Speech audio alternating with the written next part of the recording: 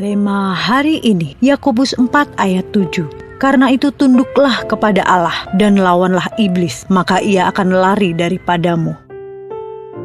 Banyak orang Kristen memilih diam ketika menghadapi tekanan, seolah-olah sikap pasif dapat membuat masalah hilang. Padahal firman Tuhan menegaskan, iblis tidak gentar terhadap orang percaya yang hanya berdiam diri tanpa iman. Iblis justru gemetar ketika seorang anak Tuhan berdiri teguh, mengucapkan firman dengan penuh keyakinan, dan menggunakan otoritas yang sudah Yesus berikan. Sama seperti Yesus yang mengalahkan godaan iblis di padang gurun dengan berkata, ada tertulis, demikian juga kita dipanggil untuk melawan dengan firman, bukan dengan kekuatan sendiri. Firman Allah adalah pedang roh yang hidup dan penuh kuasa. Ketika diucapkan dengan iman, firman itu bukan sekedar kata-kata, melainkan deklarasi rohani yang sanggup mengguncang kuasa kegelapan. Sebaliknya, firman yang hanya diketahui tanpa pernah dihidupi atau diucapkan tidak akan bekerja dalam hidup kita. Iblis tahu isi Alkitab, tetapi ia tidak taat pada firman.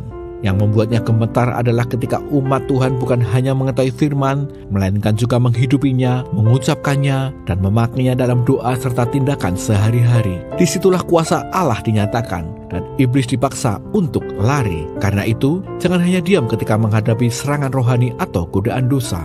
Bangkitlah, tunduklah kepada Allah, dan lawan iblis dengan firman yang hidup. Penuhi hati Anda dengan janji-janji Allah. Ucapkanlah dengan iman dan hiduplah sesuai firman. Saat Anda berpegang pada kebenaran dan menyatakan dengan iman, kuasa kegelapan akan gemetar dan Anda akan berjalan dalam kemenangan yang Kristus telah sediakan.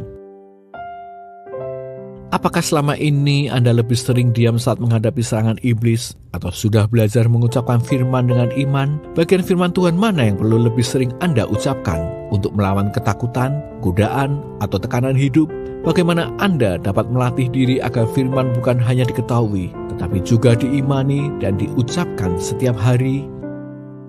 Tuhan Yesus, tolong kami agar tidak diam menghadapi tipu daya iblis, tetapi berani mengucapkan firman dengan iman.